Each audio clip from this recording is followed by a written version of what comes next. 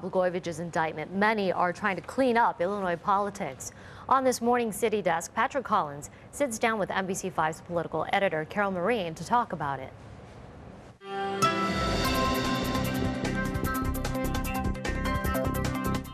Good morning, I'm Carol Marine. He helped send former Governor George Ryan to prison for racketeering and is closely watching Rod Blagojevich's indictment now. He outlines a plan to take the pay-to-play out of pay-to-play politics in Illinois. He's chairman of the Illinois Reform Commission, which wants legislators to impose sweeping changes on the way business is done in Illinois and campaigns are funded. Joining us this morning, former Assistant U.S. Attorney Patrick Collins. Welcome back. Good morning. Good to City Desk. Good to be here again. Let's start with the news Thursday of this formal indictment of Rod Blagojevich and 5 others. You did the Ryan case. What's the difference between what you read in the Blagojevich indictment and what you did in Ryan?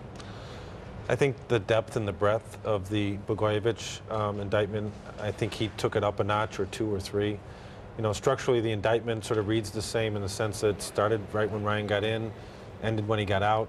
Blagojevich, they say it started before he got in, ended just when he left. It's a racketeering. There's alleged lies. Ryan lied to the FBI. Blagojevich lied to the FBI. It's built around these sequences of contracts and events, government goodies handed out. So in many respects, the structure is the same. But what's very different, I think, is just the quantum and magnitude of the alleged wrongdoing. I mean, you don't surprise too easily, I don't think, at this stage in your professional life. Were you surprised? Again, you know, a lot of what we saw in Thursday was what we saw in December, so there wasn't a ton of new details. But reading it again, it does surprise me. And the point that I always go back to is you have to keep in mind, this all allegedly happened at the same time Ryan is being indicted, prosecuted, gone to trial, and getting convicted, and then sentenced. So all those events that I just described took place within the confines of the time period that this was all occurring. And that, if you think about it for a minute, is stunning. What it says, I think, is there are no teachable moments in Illinois. The prosecutor would say there is no deterrence. I mean, if you think about it from a deterrence standpoint, again, as a prosecutor, you do these things so it sends a message. This was like the anti-message in some respects, which is, again, perhaps only in Illinois can that sort of thing happen. You had Scott Faywell in the Ryan trial, former chief of staff, almost a kind of son to George Ryan, who ended up flipping, cooperating with the government reluctantly. Do you have a Scott Faywell? Do you see in the other 5 who are indicted with Blagojevich? Well, they announced yesterday that they have John Harris signed up, so I think for the government that's a good sign. Although I don't think he's a Scott Faywell because he was just a couple years with Blagojevich. They have John Wyma signed up, it looks like, if you read the complaint and sort of intuit from the indictment. It looks like they got Rezko. John Wyma, who is a close friend, who is a lobbyist. Right, and he seems like he had a closer personal relationship from Blagojevich. Rezko appears they have him signed up. I mean, I think he has Scott Faywell-esque issues. He is the same guy. I mean, some of the similarities are stunning. He wrote a letter, Rezko did, saying the government was trying to squeeze him improperly to say bad things about Blagojevich and now President Obama. Faywell did something very similar. So Rezko, I think they have a combination. If you add Rezko, Harris and Wyma, you know, it's very unclear where Monk is going, Kelly, Cellini. I think those folks may well go to trial. These are all big fundraising, power-packed names. But one of the names in that indictment who isn't charged is Patricia Blagojevich. So they detail all sorts of jobs she never really did, allegedly, for money that Tony Rezko, the big fundraiser, paid. Why didn't the government indict Patty Blagojevich?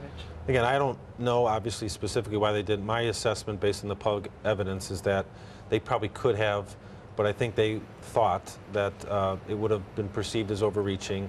It would have been a tough case. There would have been some sympathy. And after all, she's not a public official. She was the conduit, allegedly, for some of his ill-gotten gains. You know, Blagojevich gives Rezko something. Rezko funnels something to Blagojevich through her. So she's the conduit. She doesn't have any fiduciary duties. We know she hates the Cubs, which in my view is not a federal offense. But you know, I think they were making a strategic call, in my judgment, that this would have been perceived negatively, and I frankly think it would have, and it would have given Blagojevich a way to say these guys are piling on. But so does this mean that the U.S. Attorney's Office has sort of human sensibilities with regard to this, or PR sensibilities, that even though you could get somebody, you don't if it looks bad? Well, and I wouldn't call it PR sensibilities. I would talk about it jury sensibilities. I mean, you know, and maybe that's PR sensibilities at the end of the day, but they have to win in a jury. And I think, you know, the defense to this case in part is going to be, you know, what they call nullification. He's going to try to change the discussion.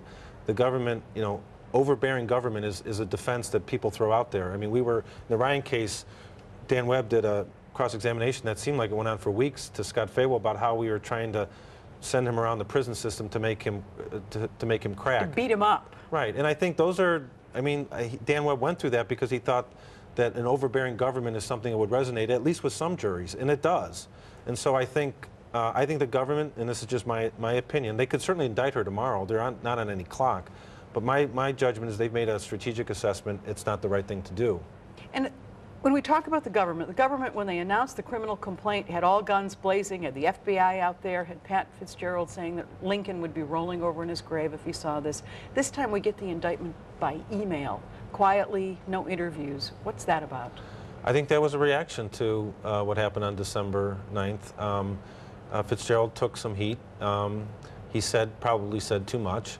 And I think, and they also, by the way, I mean, now that we see the indictment, 80% of it is the same allegations. And I do think, again, it would have given the defense some grist for the mill that they were trying to pollute the jury pool by hammering him with these same allegations. Literally, they were doing a rerun of what they did before. You know, if you read the papers, you saw the news, they didn't have to say a word, and the indictment sort of spoke for itself. So I do think they were reacting to what happened in December, and I also think the similarity of the complaint and the indictment were such that it would have looked overdone if they would have done something more. But I think they could have done something more simple, but I think this was a reaction to December.